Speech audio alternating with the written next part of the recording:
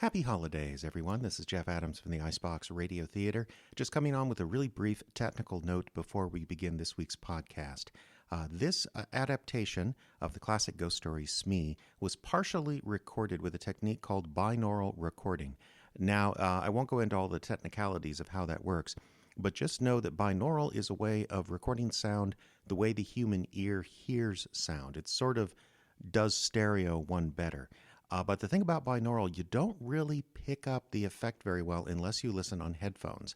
So I understand if you're listening in the car or you're listening on speakers somewhere, but I really would suggest to get the full effect of this adaptation of Smee that you switch to earbuds or headphones, or maybe even listen a second time with earbuds or headphones, because we think, especially given the content of today's story, a spooky old dark house ghost story, binaural really works very, very well. Just thought I'd let you know, so without further ado, here is Smee from the Icebox Radio Theater.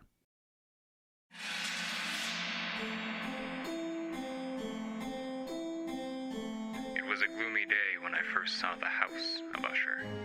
Wish. Foolish and wicked. Wish, damn you! I wish my son alive again! In his house relay, dead Cthulhu waits, dreaming.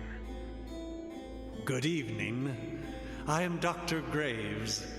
Welcome to Mystery on the Air.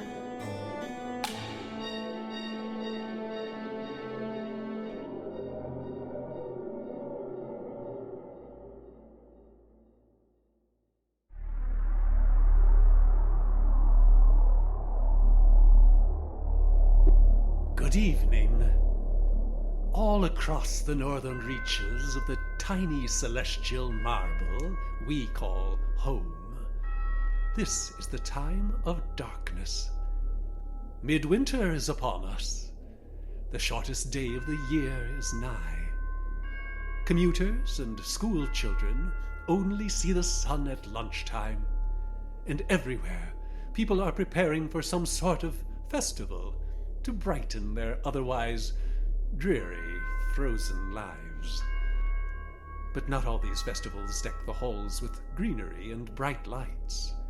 Some embrace the darkness with the tradition of a ghost story. Rest assured, we have no Jacob Marley or Christmas Past to offer tonight. Tonight, we have a much simpler tale. The tale of an old dark house, where 10 years ago, this very night, a group of holiday revelers took to playing games and ended up wrapping up a package for the coroner. Tonight, on Mystery on the Air, we offer a new adaptation of the tale by A.M. Burrage. Here is Smee.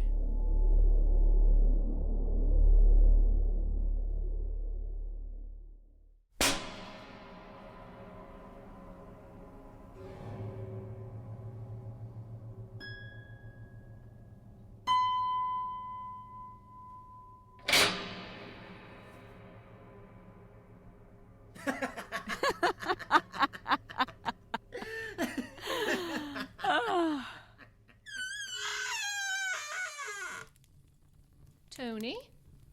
There you are. Caught me, Mrs. Krenshaw. Are you hiding in here? Oh, I suppose I am. It is supposed to be hide and seek, isn't it? Well, yes, but you weren't there at the beginning, so you're not part of the game. You're being very naughty. Just needed a little time on my own. Well, that's silly. It's Christmas. Come join the games. We're starting a new round in the drawing room. If it's all the same to you, I'd rather not. I know what this is. British holiday traditions are too silly for our sophisticated American guest, is that it? Well, that's not fair. You know as well as I do, I've lived in the UK for 14 years. Had more Christmases here than at home during that time.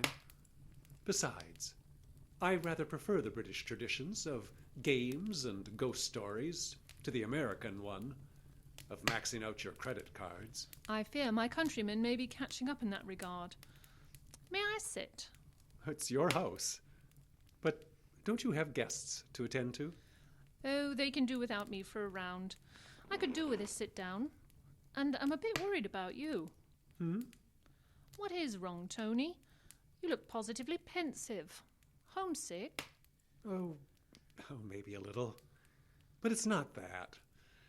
Christmas always gets me in a mood. I'm sorry. Don't be. We all get a little blue at some point during this time of year. I think it's all that forced revelry. The expectation that one has to be jolly. Oh, strange coming from someone whose Christmas parties are the talk of the village. Oh, don't let that fool you, dear. I'm just as susceptible to moods as you mere mortals. But do tell me, what has you so blue? Well, I suppose you could say it's the second of those queer British traditions. It's a ghost story, you mean? Yes. You don't like ghost stories at Christmas time? Not when they're real. Oh, Tony, please. I get the chills when people talk like that. I'm sorry. I won't say any more. Well, I didn't tell you to stop.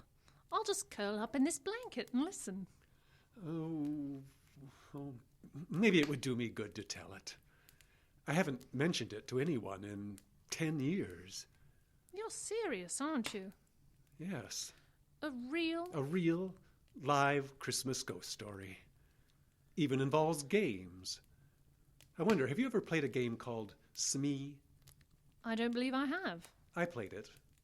Once. At the Sangstons. You know them, Jack and Violet? Oh, yes, of course. Lovely people. Canadians, yes? They live in that great rambling house up the hill. That's them. It was Christmas 10 years ago now. I was fairly new in country, and the Sangstons invited me up to a party, rather like this one. Violet always loved playing mother hen to all the expats in the district, so there were quite a few of us there. Canadians, a few Americans, one guy from South Africa. I knew a lot of the people, and I was introduced to those I didn't know, all except for one woman. She was tall, dark-haired, striking, if you want to know the truth. You were smitten then? Oh, I don't know. I was curious. Let's leave it at that. Unfortunately, she was sitting way down at the other end of the table at dinner. I couldn't even hear the conversation around her. Luckily, I was next to Mrs Gorman. You know her. Oh, of course. Lovely woman. Even she couldn't be much of a help. Oh, Tony, she's lovely. Oh, she is indeed. But that wasn't my question. I'm sorry. My head's someplace else. What was your question? Who is she, Mrs Gorman? I'm afraid I don't know. Oh, come on. You know everybody. Eventually, I know everybody. But at the moment, that lovely creature is not on my list. Do you want me to do a little research for you, Tony? I can do my own research, thank you. Are you sure? If you're looking for amusement, I believe there's games after dinner. Oh, yes. But matchmaking with my strapping bachelor friends is so much more fun. Well, don't forget to get one for yourself. Oh, Tony! Well, we finished dinner, and the talk turned to games. Reggie, that's Jack and Violet's girl, was only about 17 then, and she was very keen on playing... Hide and seek. Can we, Dad? Please? I don't know, dear. Oh, come now, Jack. It sounds innocent enough. Well, we should play with the lights on for safety. But, Dad, we have to play in the dark. It's no fun otherwise. Well, it won't be fun if someone gets hurt. We'll be careful. Well, before we start, I feel it only fair and wise to tell you all something. Jack, no. I'm afraid for safety's sake, I'm going to have to insist. What's this all about, Jack? Come with me. Come upstairs, and then we'll see if you still want to play hide and seek. At that, our host guided us all up the stairs to an upper floor of the house. He had us all gather round a rather ordinary-looking door. All right. Is everyone here? Yeah, we're all here, I think. Yes. Good. Now, at the risk of ruining everyone's good time, I had to show you this door. It's for your own safety. It's a staircase. Yes, the old servant stairs. We don't use them anymore, but you'll notice this door is more or less identical to the others in the hall? Oh, yeah. Yep. Every other room on this floor is a bedroom or a bath. If you were to mistake this door for one of those, in the dark, it could be deadly. It was deadly once. What do you mean, Jack? Well, Tony, I mean just what I said. When we bought this house, the seller told us the whole story. Had to.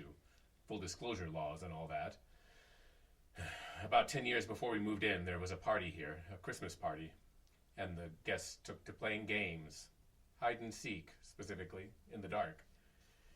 There was a young girl up in this hallway looking for a place to hide. She thought she heard someone coming, so she ran through this door.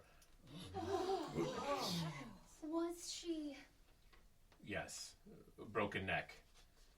Still want to play hide and seek in this house? I don't really think I do, no. What about another game? The opposite of hide and seek. Smee. What?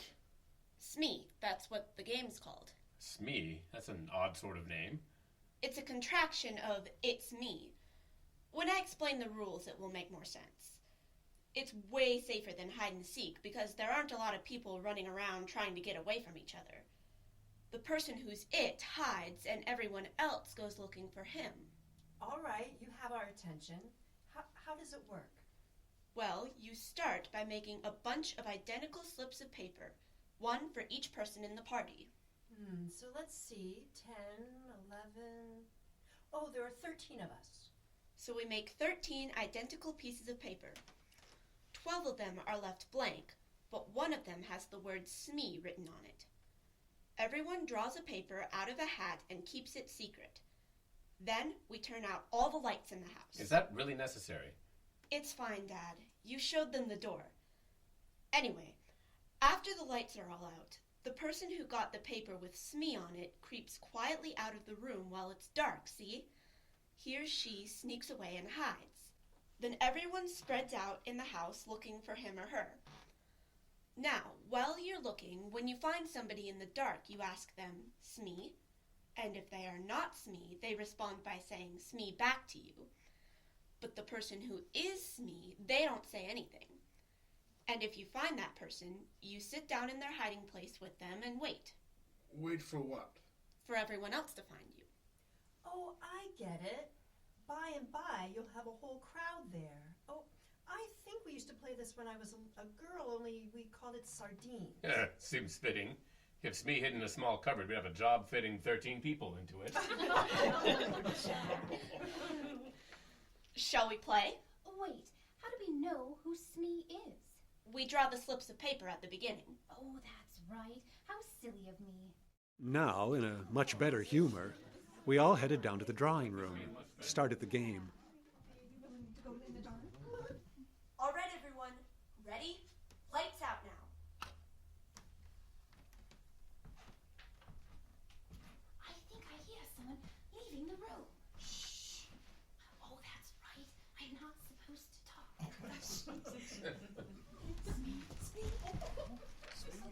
It was a lot of fun at first, bumping into each other in this huge dark house, trying not to laugh or make noise. I was having a great time. The first round ended with all of us gathered on a cramped staircase. Jack was the forfeit, the last one to find Smee that round. When he finally did, that's when the first strange thing happened. Well, do I need to ask Smee? You're last, Dad. You're the forfeit. All right, all right. Let's make it official, though.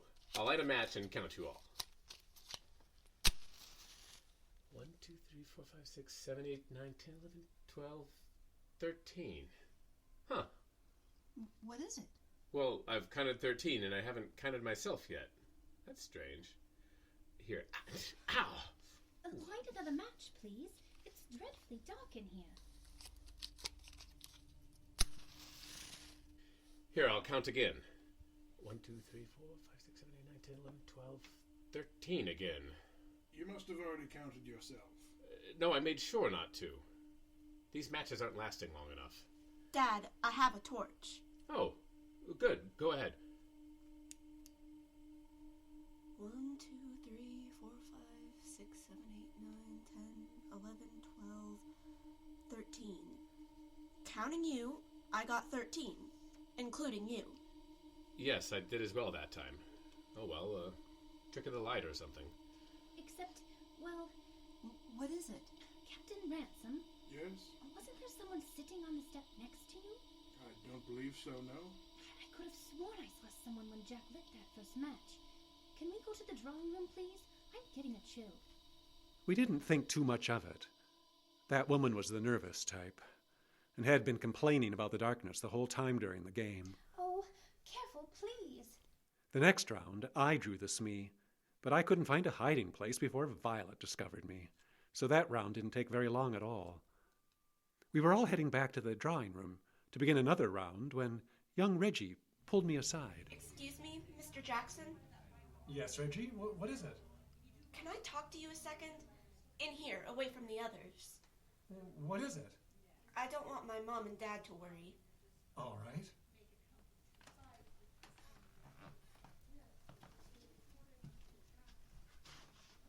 So, what's it all about? Just now, during the last round, something weird happened. What? Well, I was looking for Smee way over in the East Wing, and I found this old wardrobe in one of the bedrooms. I thought, gee, that'd be a great place to hide. Okay. So I opened it up, and right away I could sense someone was there. I reached out and touched a hand. A girl's hand, I think. So of course I asked, Smee? And she didn't answer. Well, that's cheating. I mean, I was Smee the last round. I know that now, but I didn't then. So I'm standing there in front of that wardrobe thinking I'd found Smee when it happened. What happened? Well, I don't understand it, but I suddenly had a strange, cold feeling. I can't describe it, but I felt that something was wrong. So I turned on my torch, and there was nobody there. Now, I'm sure I touched a hand, and nobody could get out of the wardrobe because I was standing in the doorway. What do you think? Well, I think you imagined that you touched a hand. I knew you would say that. Of course I imagined it. That's the only explanation, right? We went back to the drawing room. Young Reggie looked pale as a sheet, but she was game for one more round of Smee. You could tell the party was tiring of it. The energy in the room was at a low ebb. Ever since Jack had miscounted us on the stairs, there was a kind of tension in the room, a layer of fear just under the surface. I decided to keep the story that Reggie had told me to myself. And despite the low spirits, everyone insisted on one more round. We wanted to end the game on a high note, so we drew the slips of paper again. We all looked at our paper, then looked at each other. There were no smiles in the room now. And then Jack hit the lights. Now, I've always been blind as a bat in the dark, so it wasn't long before I was completely lost. I was inching along a hallway when I came to a set of heavy curtains. I recognized them as belonging in front of a window seat in front of a large window that overlooked the back garden. I knew where I was then. As I felt along the curtains, I felt a pair of human knees on the other side. I pulled the curtains aside, just enough to peek through, and said, "Smee?" Even with the window, it was pitch black on the window seat, but I could just make out the figure of someone sitting there. A woman in a light-colored dress, white or cream. Since she hadn't responded to my question of Smee, I assumed she was it. So I tucked the curtains in behind me and took a seat next to her. She said nothing.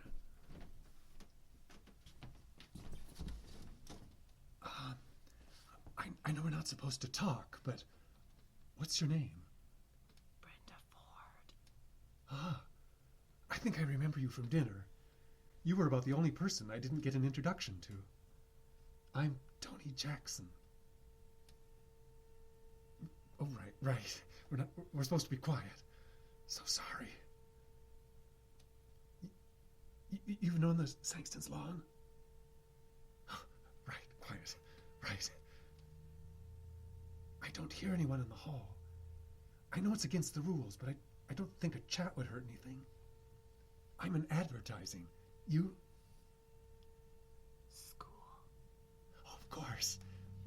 Funny you coming to a party with all these old fogies. And foreigners to boot. I'm an American. Did I mention? State of Minnesota. That's way up north. Always a white Christmas every year. Although, I'm getting quite fond of your English Christmases. I can't remember the number of years. Oh, someone's coming.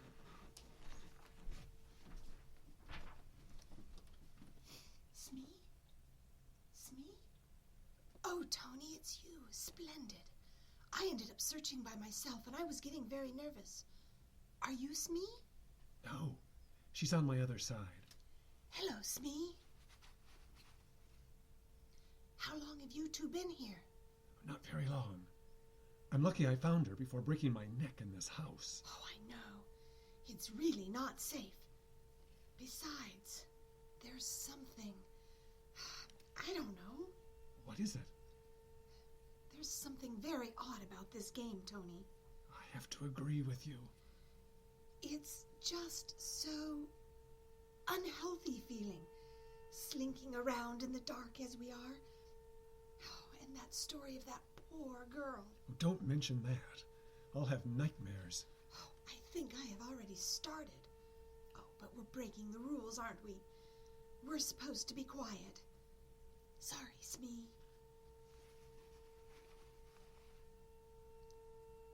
Oh, I should like a nice game of cards by the fire next. That would suit me fine. You know why we tell ghost stories at Christmas time, don't you? No, tell me. It's a holdover from the old pre-Christian days. Midwinter, you know. The longest nights of the year.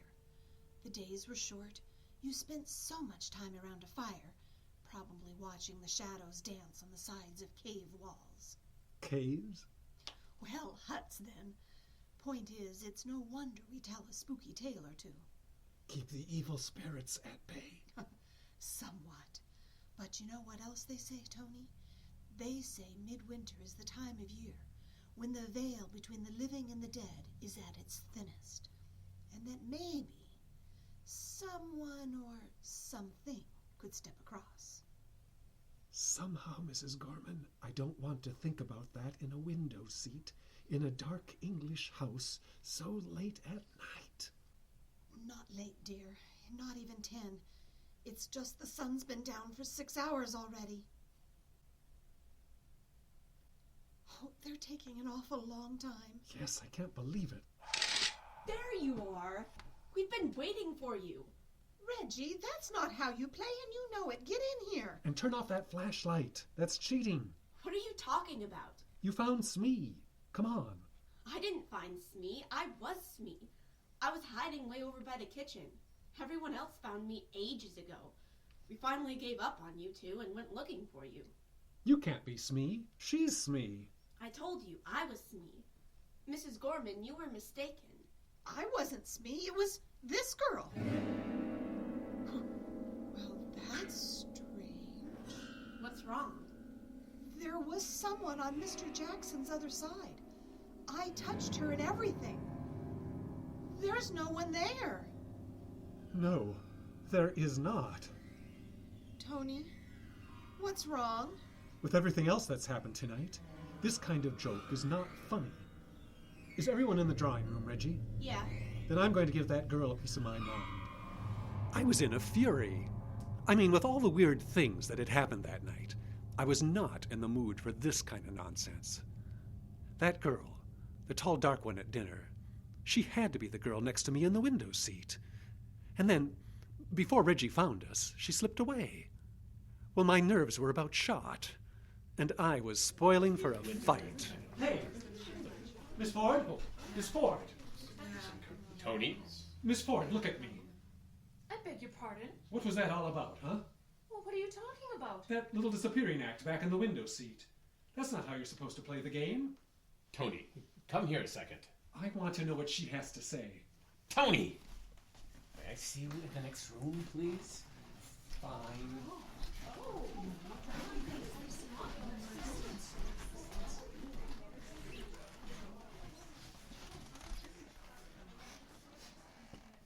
I'm sorry, I got a little upset. It's this stupid game. You're not making sense. If you didn't want to play the game, you should have just said so, not floundered around making accusations at the other guests. I know what this was about. What? Oh, don't be so coy. We find you and Mrs. Gorman all tucked away on a window seat. Honestly, Tony, she's married and you're acting like a teenager. I beg your pardon? I will thank you not to engage in your little liaisons in my house when a party's going on. For heaven's sake, there are kids here. You don't understand what happened. No, I really think I do. You don't. That girl hid in the window seat, and when I found her, she didn't respond when I said Smee. So I sat down. Mrs. Gorman did the same thing. The girl didn't say anything then either. So there we were, stuck for I don't know how long. And then the coup de grace, when Reggie finally finds us, that Ford woman had slipped away. What? That Ford woman, Brenda Ford. That's what she told me her name was. She led us to believe she was Smee, then slipped away when my back was turned. Mrs. Gorman and I were playing the game to the best of our knowledge. It's that Miss Ford who ruined things. Brenda Ford? Yes. Go yell at her if you want to yell at someone. I've had enough. What? What is it? Tony, that woman out there is my niece visiting from Toronto. Brenda Ford is the name of the girl who died falling down the back stairs 10 years ago tonight.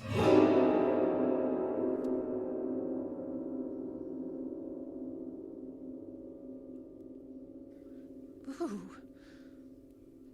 Tony? Yes, Mrs. Krenshaw?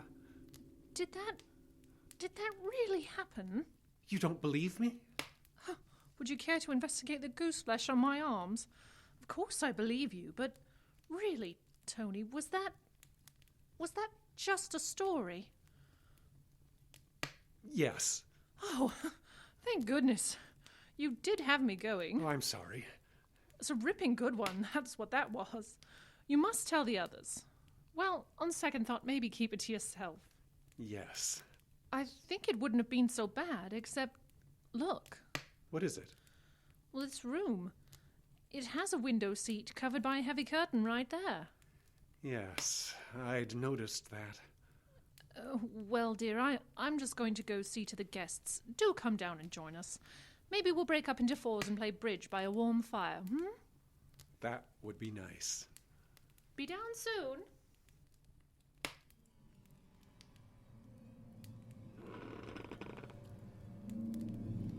Smee.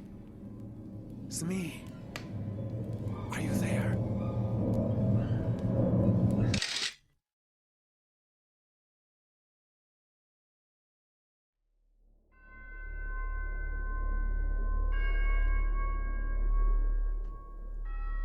There now. Doesn't that put you in the mood for a little Christmas spirit? It does me. Or did you think I meant the other kind? Whatever the case, please accept this little holiday offering as a gift from us to you. And may we wish you a very scary Christmas and a happy new year. Smee was based on the story by A.M. Burrage, adapted for audio by Jeffrey Adams. The cast, in order of appearance, included Douglas Skrief as Tony, Aela Mackintosh as Mrs. Krenshaw, Brenda Ford and the Girl, Diane Adams as Mrs. Gorman, Gavia Yount as Reggie, Jim Yount played Jack, Beth Lowthian was Violet, Summer Fromke played Mrs. Willoughby, and Justin Kapla was Captain Ransome. Editing, location recording, and post-production by Jeffrey Adams. We trust you will rise from your long winter's nap and join us again for Mystery on the Air.